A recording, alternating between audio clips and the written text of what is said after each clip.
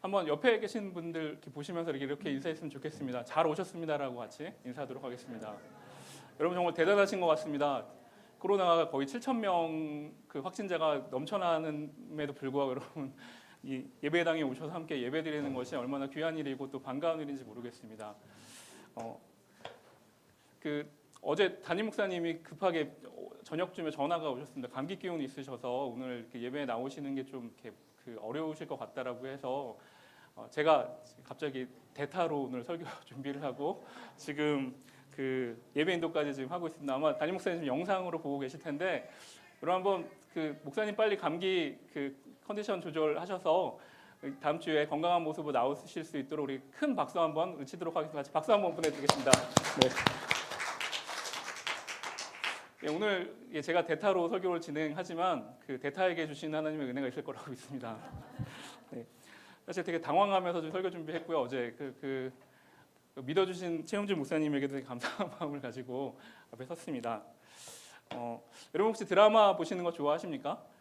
저희 어머님 세대는 참 드라마 많이 좋아하고 제 아내도 참 드라마 많이 좋아하는데 요즘에 우리나라 드라마가 우리나라뿐만 아니라 전 세계적으로도 많은 그 인기를 끌고 있습니다. 물론 내용이 되게 자극적이어서 이게 정말 괜찮을까 좀 걱정스러워하시는 분들 참 많이 있습니다. 여러분 다 그 언론을 통해서 아시다시피 이미 다 보신 분들도 계시죠. 오징어 게임이 얼마나 열풍을 일으켰는지 아시실 텐데 요즘에는 오징어 게임뿐만 아니라 지옥이라는 드라마가 또 전 세계적으로 인기를 끌고 있습니다. 못 보신 분들이 계실 것 같아서 대략적인 내용만 제가 간략하게 설명을 드리겠습니다. 지옥이라는 드라마를 보시면 천사가 나타나서 너는 어느 날 어떻게 몇 시에 죽을 거야라고 예고를 하면 지옥의 사자가 나타나서 정말로 이렇게 죽음의 심판을 하는 내용들이 드라마에 쭉 이렇게 나오는 것을 여러분 보실 수 있으실 것입니다. 그런 상황들 때문에 사람들에게 두려움에 떨고 있고 그 공포감에 이렇게 내용들이 전개되고 그 사람들의 공포심을 이용하는 그런 사이비 종교 단체들이 나타나게 되는 그 이야기들이 전반부에 그리고 드라마의 주된 이야기들을 이렇게 보실 수 있으실 것입니다. 신의 계시 때문에 사람들이 두려워하고 나는 언제 죽게 됐지라는 그런 패닉 상태에 빠져 있는 사람들의 모습이 드라마의 주된 골격인 것을 보시는 분들은 알 수 있으실 것입니다. 그런데 여러분 드라마 내용을 보시면 정말 그 사람이 죄인이기 때문에 천사의 계시가 있고 죽음의 사자가 나타나냐? 드라마에선 이 사람이 죄인이기 때문에 죽는다라고 정확하게 보여주지 않는다라는 것이죠.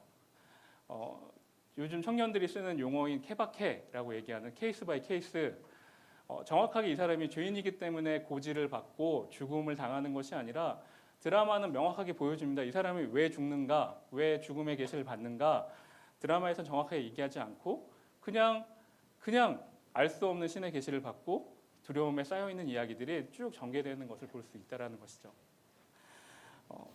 내용을 보다가 드라마를 보다가 저의 마음 속에선 약간 이렇게 불편한 감정이 이렇게 올라오는 것을 이렇게 느낄 수 있었습니다. 사실 되게 많은 부분들이 요즘 드라마가 교회를 비판적으로 이야기하고 좀 부정적인 감정들을 건드리는 것도 있지만 저의 대학 시절을 좀 이렇게 돌아봤습니다. 혹시 나도 대학 시절에 학부 시절에 제가 OT, MT를 딱 한 번 가봤거든요.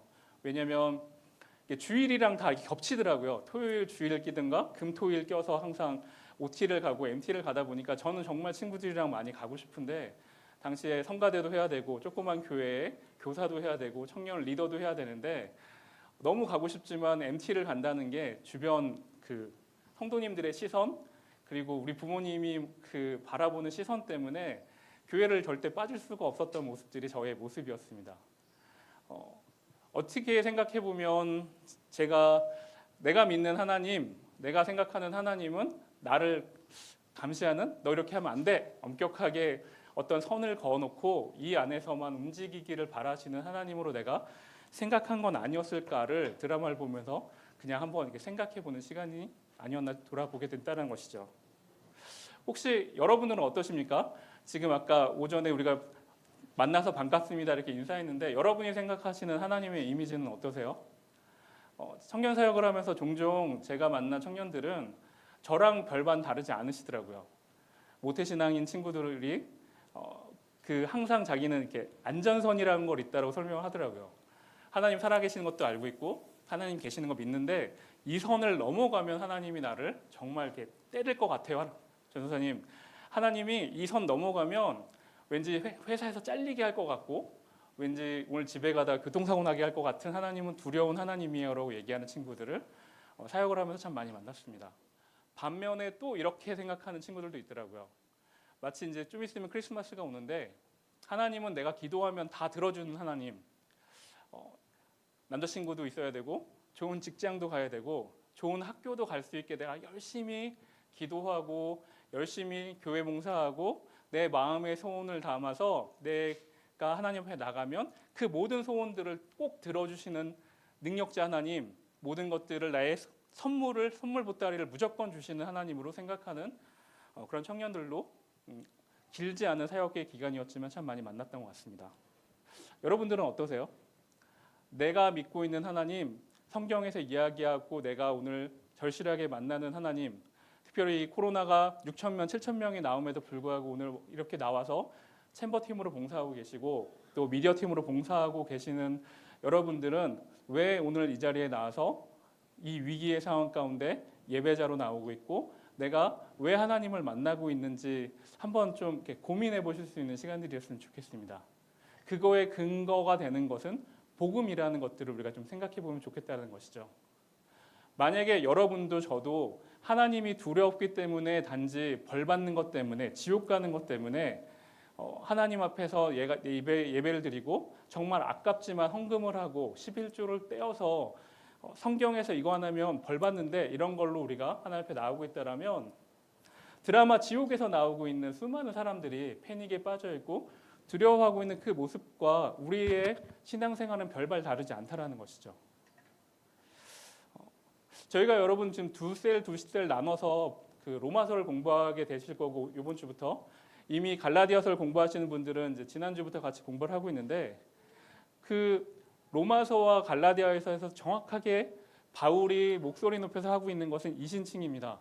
과연 복음이 무엇인가, 믿음이 무엇인가, 구원이 무엇인가를 우리 가운데 이야기하고 있는데 과연 로마서를 통해서 갈라디아서를 통해서 우리가 진정으로 믿고 우리의 삶 가운데 드러내야 될 것이 무엇인가를 여러분 정말 심각하게 고민하셔야지 여러분의 교회의 생활들도 변화될 수 있다는 것이죠. 여러분 우리가 세상이 교회를 참 많이 걱정하고 욕합니다. 그리고 우리의 삶 속에서도 많은 부분들이 복음과 상관없는 모습들을 이렇게 드러날 때가 많이 있는데 그 모습들이 우리가 복음의 능력이 약하기 때문에 그 모습들이 변질됐기 때문에 우리가 교회를 세상이 걱정합니까? 한번 스스로를 한번 생각해 보세요. 아닐 것입니다. 우리의 삶 가운데 복음의 방식대로 우리가 그것들을 따라가지 못하기 때문에 이젠 세상이 교회를 욕하기 시작하고 세상이 교회에 대해서 걱정하고 있다는 것이죠. 그렇다면 우리가 다시 회복해야 될 방식은 복음이 무엇인지에 대해서 갈라디아서를 통해서 로마서를 통해서 정확하게 다시 한번 말씀이 우리 삶 가운데 어떻게 역동하게 하는가를 공부해 나가야 되는 것이 우리 가운데 중요한 하나의 중요한 지점이 되어야 된다는 것이죠. 저는 오늘 간단하게 말씀을 좀 같이 생각하고 묵상해 보려고 합니다. 갈라디아서 특히 2장에서 이야기하고 있는 바울이 우리 가운데 이야기하고 있는 신학적 용어로는 참 어려운 용어입니다. 이신칭의가 무엇인지에 대해서 같이 한번 묵상해 볼 것인데 우리로 다시 한번 얘기하자면 과연 구원이 뭘까? 믿음이 무엇인가를 좀 쉽게 아니면 우리 스스로 다시 한번 이렇게 묵상해 보는 시간 가지려고 하고요. 그리고 하나님이 우리 가운데 허락하신 자유함, 은혜가 무엇인지를 다시 한번 묵상해 보는 시간들을 가져보려고 합니다. 자, 다 같이 한번 15절에서 16절 말씀을 같이 읽어보도록 하겠습니다. 우리는 본래 유대인이요 이방 죄인이 아니로되 사람이 의롭게 되는 것은 율법의 행위로 말미암음이 아니요 오직 예수 그리스도를 믿음으로 말미암는 줄 알므로 우리도 그리스도 예수를 믿나니 이는 우리가 율법의 행위로서가 아니고 그리스도를 믿음으로써 의롭다함을 얻으려 함이라. 율법의 행위로서는 의롭다함을 얻을 육체가 없느니라. 갈라디아서를 보시다 보면 되게 크게 대두되는 문제가 하나 있는데 바로 할례의 문제입니다. 근데 사실은 할례 문제는 초기 기독교 교회에서는 전혀 문제가 되지 않는 사안이었습니다.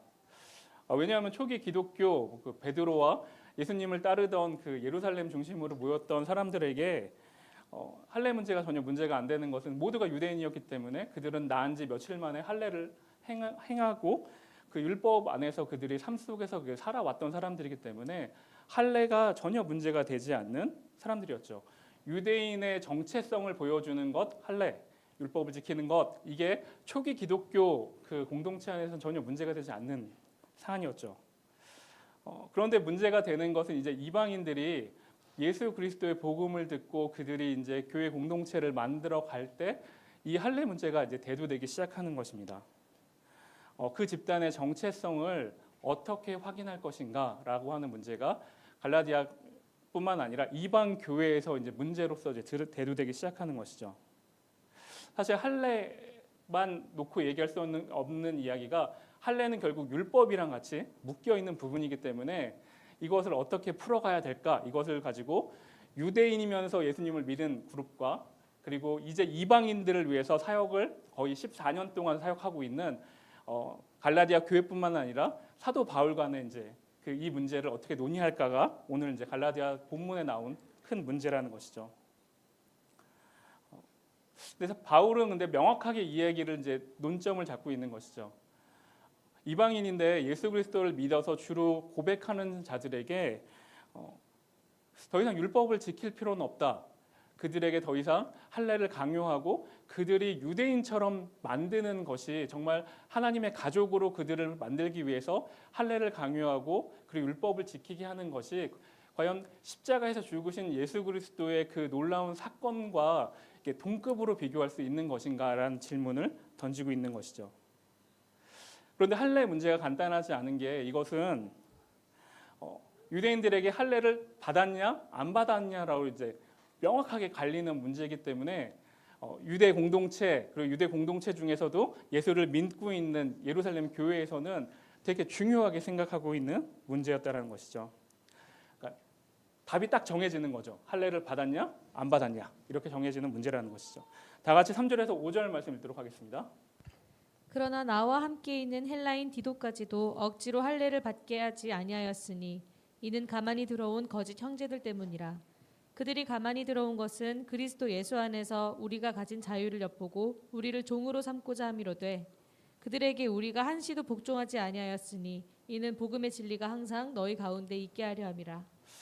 사도 바울은 이 문제가 얼마나 큰지를 직감적으로 알고 있었습니다. 그래서 사도 바울이 하게 되는 그 모습이 오늘 3절, 4절, 5절을 보시면 이방인인 디도를 데리고 예루살렘 교회를 찾아가는 모습들이 오늘 함께 읽으신 3절, 4절, 5절에 기록되어 있습니다. 여러분 그 사도행전을 보시면 이제 15장에 그 사도들이 모여 있는 그곳으로 이제 이방인을 데리고 오는데 이 부분이 간단하지 않은 것이 워낙 배타적이고 이방인을 바라보는 모습 자체가 거의 어느 정도였냐면 이방인들은 지옥의 땔감 같은 존재들이야 이렇게 바라보고 있는 사람들을 향해서 이방인을 데리고 예배 공동체 안으로 좀 데려오고 있는 모습이 오늘 3절, 4절, 5절 지금 읽으신 본문의 말씀이라는 거죠. 어떻게 보면 도발처럼 보일 수 있는 거예요. 어떻게 이 예배의 총회 안에 이방인 헬라인을 데리고 들어올 수 있어? 라고 이렇게 바라볼 수 있는데 그가 데리고 오고 나서 14년 동안 내가 어떻게 이방 선교를 하고 하나님이 우리의 그 복음의 증거, 선교의 사역 가운데 어떻게 사역했는지를 사도들 베드로와 야고보에게 증거하기 시작하고 더 이상 이방인을 유대화시키는 것이 복음의 앞질를 수 없는 얘기인 것을 이제 사도행전에서 이야기하고 오늘 본문 말씀 이렇게 쭉 보시면 결정을 내리는 게 그래 사도 바울의 의견이 맞는 거야. 복음을 앞질 수 있는 것은 아무것도 없어라고 이제 그의 손을 이렇게 들어주는 얘기가 오늘 본문 말씀 가운데 나온 이야기라는 것이죠. 그런데 오늘 내용을 쭉 보시면 그동안 14년 동안 열심히 사역을 향해 복음을 향해 달려오고 있는 사도 바울이 이렇게 이방인을 향해서 그들의 그 복음을 향해서 그 진전하고 싶어하는 그런 사역들을 바라보실 때 단지 그냥 값없이 그런 야고보나 베드로의 그 유대 공동체로부터 이방인들에게는 복음만 인정받을 수 있도록 그렇게 했는가? 그러니까 값없이 아무런 노력 없이 그냥 복음의 어떤 신학적인 그런 논증을 통해서만 이것들을 그냥 획득했는가? 아니라는 거죠. 4절 말씀 한번 보시면 사도 바울이 사역하러 갈 때마다 날마다 거짓 교사들, 거짓 형제들이라고, 성경에는 거짓 형제들이라고 표현되어 있는데 그들이 찾아와서 야, 할례받게 해. 내가 볼 때 너는 베드로 사도하고는 약간 좀 다른 것 같은데 네가 좀 모질라서 그러는 것 같은데 야, 이방인들도 할례 받아야 돼. 이렇게 매번 회유를 한다든지 압력을 가하는 그런 시간들을 그가 꿋꿋이 견디면서 오늘 값진 복음을 증명하는 것을 인정받는 일이 오늘 본문 말씀 가운데 기록된 내용이라는 것이죠. 이들이 그렇게까지 항상 앞장서서 사도 바울의 역할들을 방해한 이유가 있는데 사도행전 15장 1절 말씀입니다. 한번 15장 1절 말씀 보시도록 하겠습니다. 어떤 사람들이 유대로부터 내려와서 형제들을 가르치되 너희가 모세의 법대로 할례를 받지 아니하면 능히 구원을 받지 못하리라 하니. 이들이 생각한 것은 예수님 믿는 거 좋아. 그런데 아브라함의 자녀로서 공동체 안에 들어가기 위해서는 할례를 받아야지만 하나님을 기쁘시게 할 수 있어. 너희에게 추가적으로 할례가 필요해. 이방인들도 이 일들을 해야지만 하나님 앞에 구원받을 수 있는 거야라고 이야기하면서 매번 압력을 가하고 회유하는 이야기들이 사도 바울의 수많은 사역 가운데 드러난 이야기라는 것이죠. 한번 보시면 공동체 안에 교묘히 들어와서 사도 바울을 날마다 괴롭게 하고 공격하는 일들이 늘 이렇게 있었다라고 성경은 기록하고 있다라는 것이죠.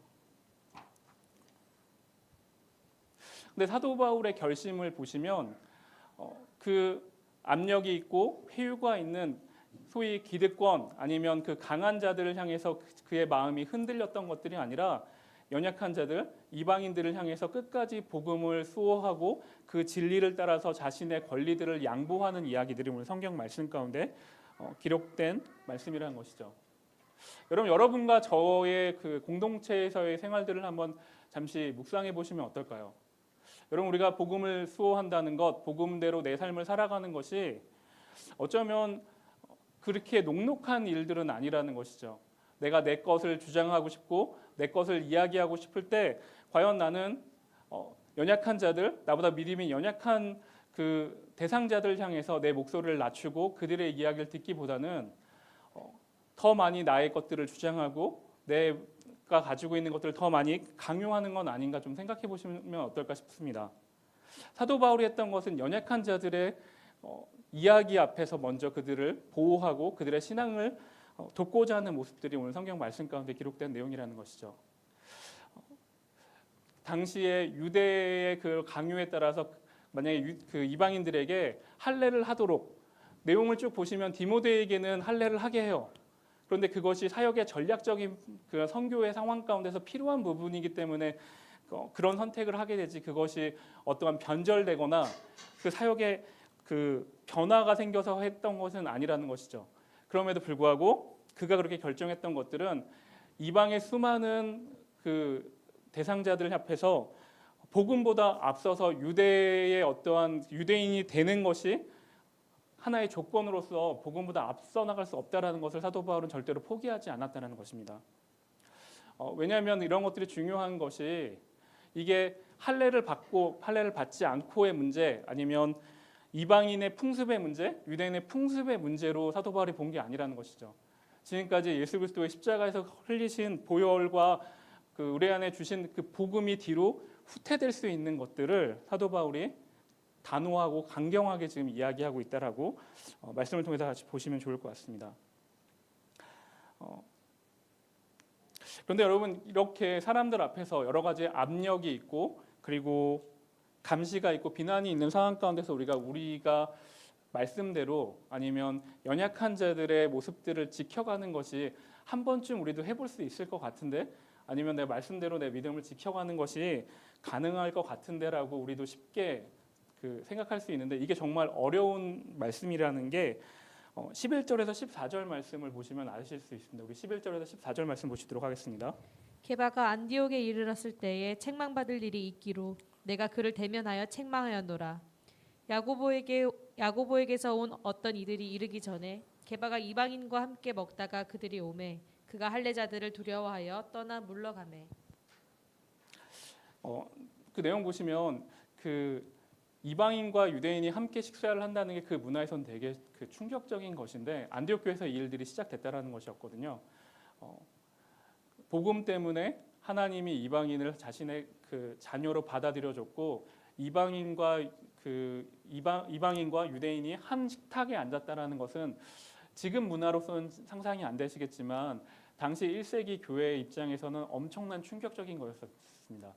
종과 상전이 한 자리에 모여서 식사를 하고 그들을 형제라고 부르는 그 문화가 만들어진 거는 차별 없이 하나님의 복음을 통해서 예수 그리스도가 주시는 믿음을 통해서 우리를 하나님께서 자녀 삼아 주셨어라는 그 놀라운 그 공동체를 안디옥 교회가 만들었는데 지금 그 예루살렘 교회의 수장 역할을 하는 베드로가 지금 유대인의 압력이 강해진다라는 그 상황 때문에 야고보를 통해서 조사가 나오는 사람들이 이제 조사하러 오고 있습니다라는 소식을 들었을 때 이방인과 같이 식사하다가 잠시 우리 같이 식사하는 것을 멈추도록 하시죠라고 하고 그 자리를 깨고 나가는 상황들에 대해서 사도 바울이 지금 강력하게 항의하고 있고 비난하는 얘기라는 것이죠. 왜 비난합니까?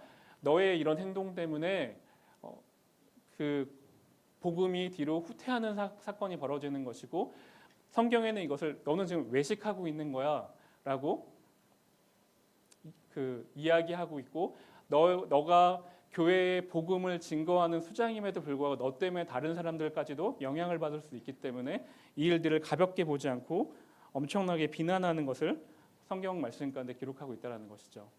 여러분 복음을 흔드는 것, 복음을 약간 비트는 것은 전체의 순수한 복음 자체가 망쳐지는 것인 것을 성경이 우리 가운데 기록하고 있다는 것이죠. 여러분 오늘 그 성경에 기록되어 있는 외식했기 때문에 사도 바울이 지금 베드로를 이렇게 공격했고 비난했다라고 나와 있던 그 외식하다라는 그 단어의 원어적인 뜻을 보시면 여러분 예전에 그 그리스 시대의 그 연극이 되게 그 많이 알려지기 시작했는데 오늘날처럼 분장 기술이 그 잘 되어 있지 않다고 합니다. 그러니까 예를 들어서 한 배역이 나왔을 때 다양한 역할을 진행해야 되는데 분장 기술이 없다 보니까 손에 가면처럼 생긴 것을 얼굴에 쓰고 다양한 배역을 이렇게 진행하기도 했다라고 주석학자들이 이야기하더라고요. 그렇다면 여러분 생각해 보세요. 한 배역이 원래 배역은 이 배역인데 다른 배역을 하기 위해서 얼굴 모양을 바꿔야 되니까 가면을 이렇게 쓰고 오면 청중들은 그 사람을 보면서 어떻게 느끼실 것 같으세요? 그게 몰입하실 수 있을까요? 물론 연기를 되게 잘하면 그게 몰입할 수 있지만 저 사람이 거짓으로 연기를 하고 있고 가면을 쓰고 있구나라고 생각하고 있다는 것이죠. 영어 단어에서 위선자, 위선 이렇게 되어 있는 영어 단어의 그 원어상의 표현이 지금 이 단어에서 나오는 그리스에서 가면을 쓰고 연기하다, 거짓으로 연기하다라는 단어에서 유래된 뜻이라고 얘기하더라고요. 그렇다면 여러분 우리가 교회 생활을 할 때 내가 말씀을 배우고 복음을 향해서 복음대로 살아야 됩니다라고 이야기했음에도 불구하고 우리가 복음대로 살지 못하고 다양한 이유로 우리가 복음을 훼손한다라는 것은 오늘 성경 말씀에서 이야기한 거짓으로 연기하는 것처럼 살아갈 수 있다라는 것을 성경이 우리 가운데 이야기하는 것이죠. 이런 일이 교회에서 없었을까요? 여러분 있었습니다. 일제 시대 때 교회가 신사참배를 강요받았을 때 많은 교회들이 사실 대부분의 교회들이 신사참배에 찬성했습니다. 왜 그랬을까요? 당시에 교회를 지켜야 된다는 명분 때문에 지금은 교회를 지켜야 됩니다라고 하고 신사참배에 절을 했어요.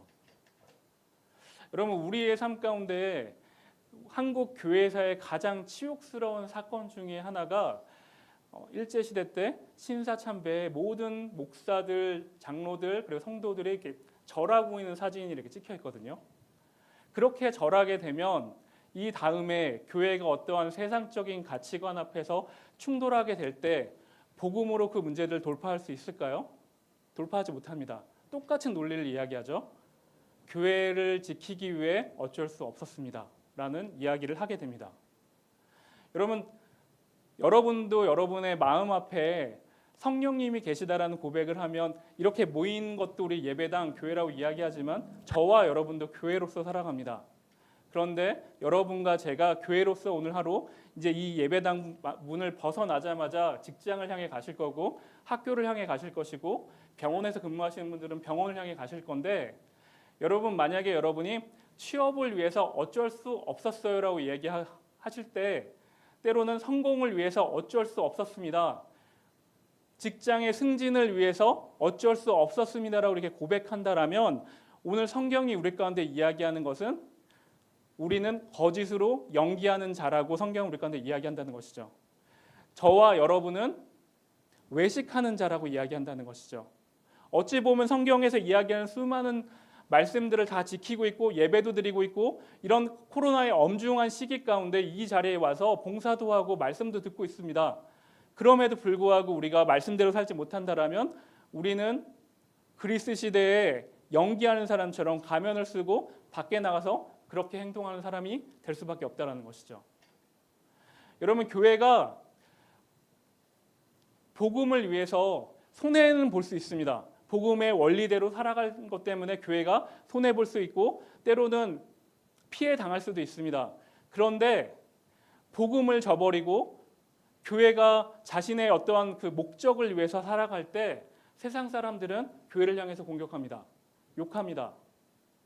우리가 절대로 포기하지 말아야 될 것이 있다라면 하나님 내가 배운 복음대로 오늘 하루 살아가게 해주십시오라는 고백이 여러분과 저의 인생 가운데 있어야 된다는 것이죠. 여러분 우리가 올 한 해 하나님의 전을 세우자라는 비전을 갖고 살아가고 있습니다. 열심히 살아내고 계십니다. 그런데 우리가 회복돼야 될 것, 내가 하나님의 전으로서 복음으로 온전히 살아가고 있는가? 이 믿음의 공동체는 복음이 훼손되지 않는 것을 위해서 내가 뒤로 물러나지 않고 내가 복음에 물타지 않고 그렇게 살아가고 있는가를 고민해 보셔야 된다는 것이죠.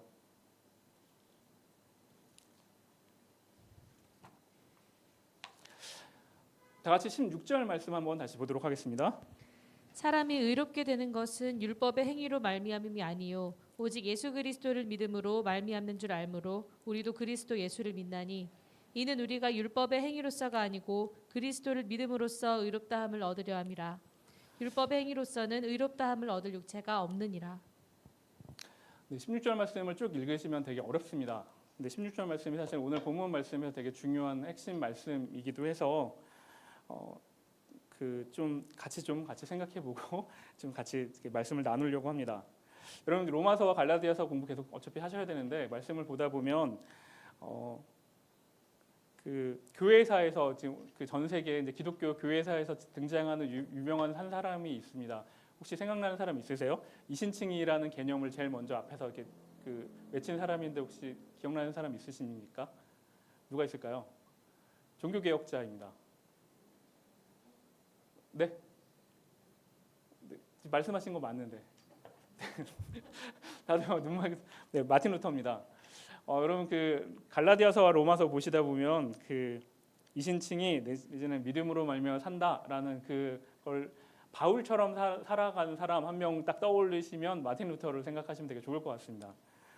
마틴 루터가 되게 유명한 일화가 있는데 그 빌라도의 계단으로 유명해진 스칼라 상타라는 계단을 손과 무릎으로 기어 오르면서 매 계단마다 입 맞추고 그 안에서 주기도문을 한 번씩 외우면서 계단을 이렇게 올라갔다라고 얘기하더라고요. 그 스칼라 상타라는 곳이 예수님이 빌라도를 만나러 갈 때 갔던 그 계단을 그대로 복제한 거라고 제가 그렇게 듣긴 했는데 당시에 종교개혁 일어나기 전에는 그것을 되게 신성시하고 지금도 신성시한다라고 이야기하더라고요. 근데 마틴 루터가 그 계단을 올라갈 때마다 입 맞추고 기도하면서 하나님으로부터 오는 그 특별한 공로와 은총을 구했었다고 얘기하더라고요. 근데 그럼에도 불구하고 그렇게 열심히 기어가고 입 맞추고 했음에도 불구하고 자신 앞에 오는 마음은 정말 풍성한 은혜가 오는 것이 아니라 회의감만 왔다라고 기록하고 있습니다. 이렇게 노력하고 이렇게 죄를 회개하고 하나님으로부터 그 내 죄에 대한 어떤 공포심을 없애기 위해서 손과 발로 이렇게 기어 올라가다 보면 하나님이 주시는 그 은총을 경험해야 되는데 정말 내가 심판받지 않을까? 정말로 내가 하나님의 은혜로부터 내가 구원받을 수 있을까라는 그런 회의감만 마틴 루터가 들었었다라고 교회사의 그런 내용들이 기록된 것을 볼 수 있습니다.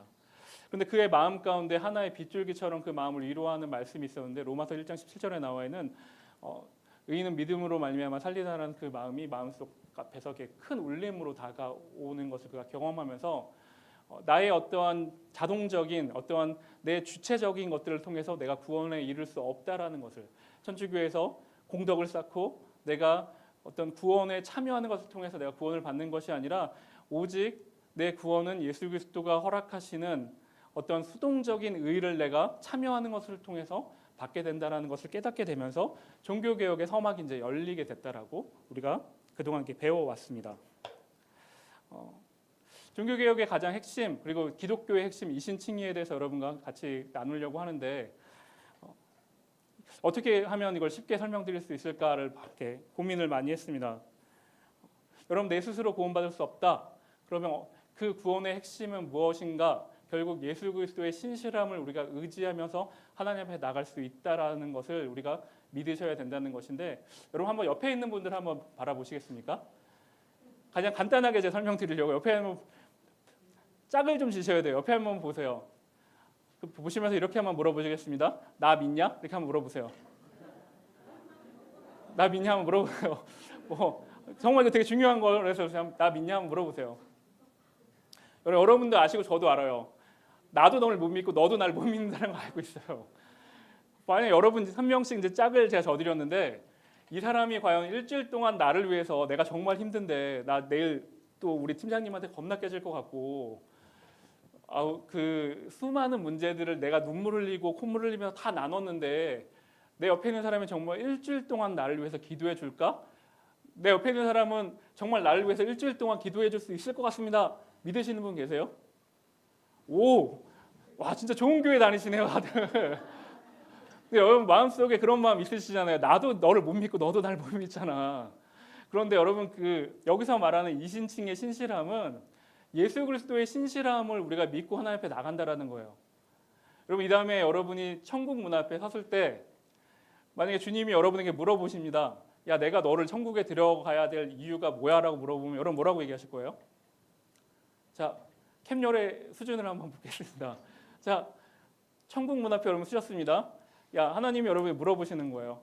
지희야 네가 천국에 들어가야 될 이유는 뭐야? 그럼 지희자매 뭐라고 얘기하실 거예요? 네? 저 셀리더였어요 이렇게 대답하실 거예요? 뭐라고 대답하실 거예요? 구원해 주셔가지고 네 그것도 맞는 대답이죠.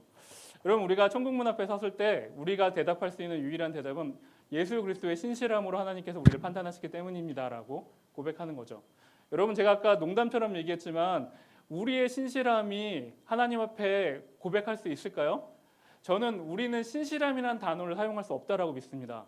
우리는 성실함, 꾸준함으로 우리의 노력들을 이야기할 수 있지만 유일하게 신실하게 그 믿음을 지키신 아버지의 요구하신 십자가에서 유일하게 그 모든 것들을 순종하신 분은 예수 그리스도 한 분밖에 없기 때문이라는 것이죠. 여러분 믿음으로 살아갈 수 있는 것, 믿음으로 모든 율법의 요구를 지켜나갈 수 있는 분은 예수 그리스도 한 분밖에 없기 때문에 그 신실함으로 그걸 만족시키실 수 있는 분은 예수 그리스도 한 분밖에 없으세요. 그렇기 때문에 우리가 의지할 수 있는 것은 나의 남루와 어떤 신앙의 어떤 모습으로 하나님 앞에 서서 판단받으시고 그것으로 하나님 앞에 인정받는 것이 아니라 우리가 예수 그리스도를 믿음으로 구원받는다라고 이야기할 때는 예수 그리스도의 그 놀라운 신실함을 하나님이 우리 가운데 주입시켜 주신다라는 거거든요. 그것으로 너를 평가하겠다라는 거거든요. 그렇다면 여러분 생각해 보십시오.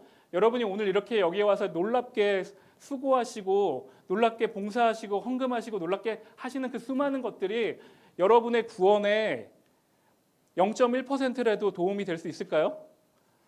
도움되지 않아요. 그렇다고 제가 봉사하지 말라고 이야기하는 걸로 오해하셔서 다음 주에 최원주 목사님 오셨는데 이윤용 목사님 좀 이상하다고 우리 교회 봉사하지 말라고 했어요. 그렇게 얘기하시면 안 돼요. 구원에는 아무런 영향을 주지 않으세요. 왜요? 예수 그리스도의 신실함만을 하나님께서 우리를 판단하시기 때문입니다. 그렇다면 우리가 살아가는 것, 우리가 이 교회에서 봉사하고 그 연약한 자들에게 전도하는 이유 중에 하나는 우리를 구원해 주신 하나님의 은혜의 반응 때문에 우리가 이렇게 하는 거죠. 두렵기 때문에 예를 들어서 내가 하나님 앞에 벌 받기 때문에 하나님이 두렵기 때문에 그렇게 반응하는 것이 아니라 나 같은 거 하나님께서 건져 주셨기 때문에. 여러분 갈라디아서 1장 보시면 이 악한 세대에서 우리를 건져내신 분이 하나님이시라고 고백하고 있거든요. 나는 하나님을 알 수 있는 능력도 없고 구원받을 능력도 없는데 하나님이 우리를 건져내셨기 때문에 그 은혜에 놀랍게 반응하면서 교회도 섬기고 복음을 알지 못하는 자들에게 선교로 나가는 것이라고 성경은 우리 가운데 가르쳐주고 있다는 것이죠. 그렇다면 이방인들이 이야기하는 할례를 통해서 하나님을 만족시켜야 된다, 이 얘기가 말이 안 되는 거죠. 왜요?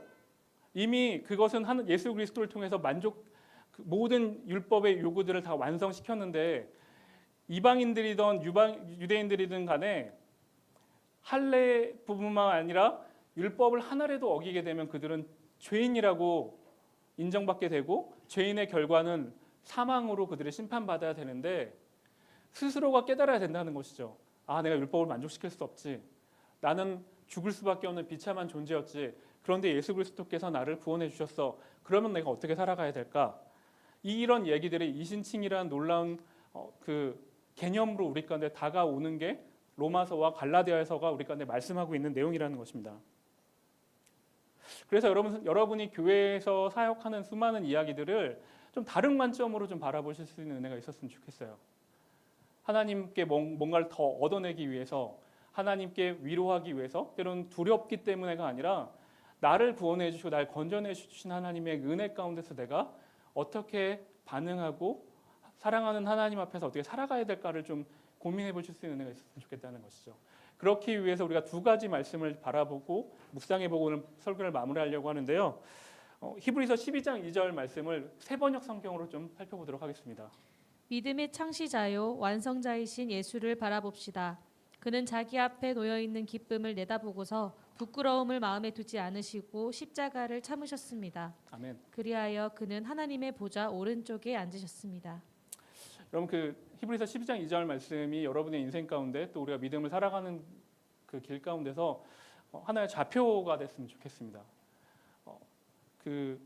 아까 그 4절 말씀 보시면 우리 인생 가운데 수많은 잠잠이 와서 우리의 자유를 빼앗으려고 하는 수많은 속삭임들 앞에 압력 가운데서 내가 세상의 것들로 눈이 이렇게 가려고 할 때마다 복음의 진리에서 벗어나려고 할 때마다 12장 2절 말씀 예수 그리스도께 내 눈을 다시 한번 고정시킬 수 있는 은혜가 여러분과 저에게 있었으면 좋겠다는 것이죠. 예수님이 나에게 어떤 분이셨지?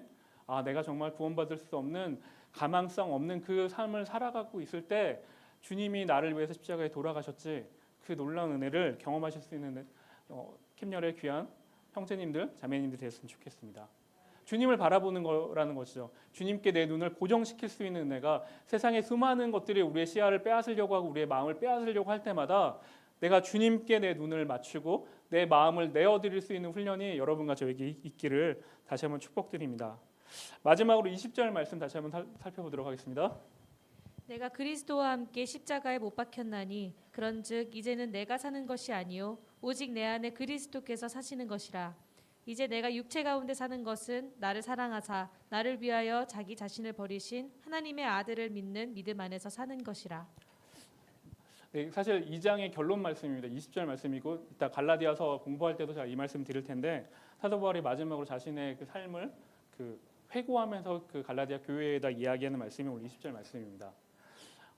사도 바울이 이렇게 당당하게 자신의 그런 선교 사역들을 그리고 복음을 증거한 사역들을 정리하는 내용들이 사실 20절 말씀입니다.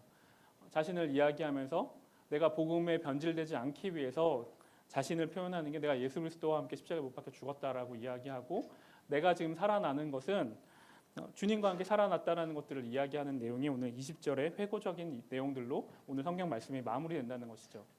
여러분 한번 생각해 보세요.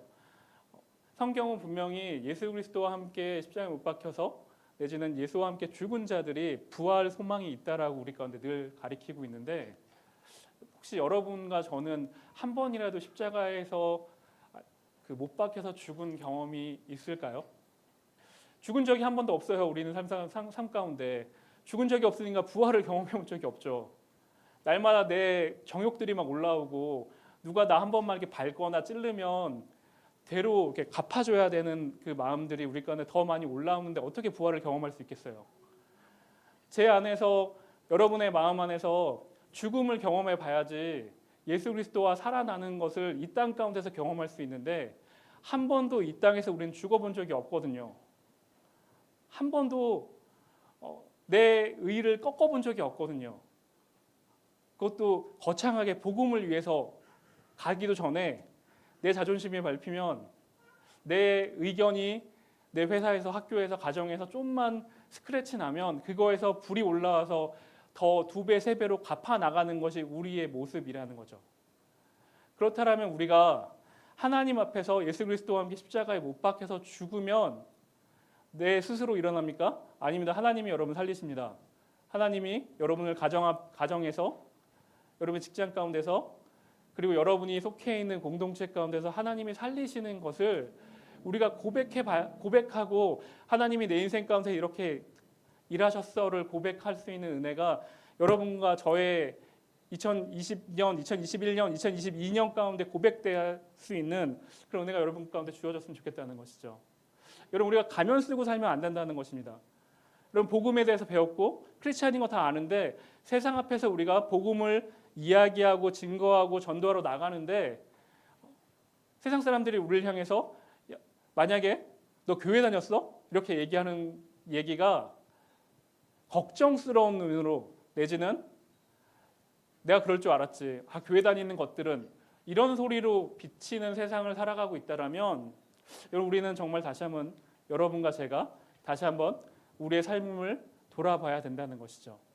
여러분 설교의 제목처럼 여러분에게 복음은 무엇입니까? 저에게 복음은 무엇일까요? 단지 내가 원하는 것을 이루어 주시는 산타크로스 같은 하나님을 여러분 믿고 계시고 그게 교회가 나아가야 될 방향, 나에게 복 주셔서 세상에서 축복받는 일